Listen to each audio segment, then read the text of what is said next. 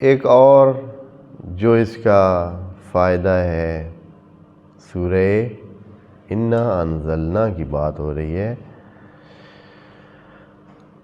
اگر آپ کے پاس کوئی مال وغیرہ ہے، اس کو محفوظ بنانا چاہتے ہیں، تو اس کے لیے طریقہ یہ ہے کہ اس مال کے اوپر سورہ انا انزلنا پڑھ کر اس کا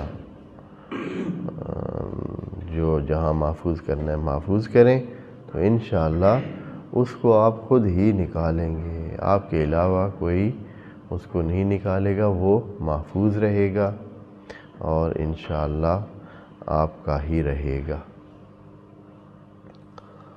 البتہ جب یہ باتیں کرتے ہیں نا اس طرح کی، تو حتماً یہ چیز ضرور نظر میں رکھیں کہ اس بندے کو جس کو یہ ثواب اتنا ملتا ہے، تو اس کے پاس ثواب کا ظرف بھی ہو اور وہ ثواب والے سلسلے جو ہے وہ اس کو لینے کے لیے اس کے کردار میں گنجائش ہو۔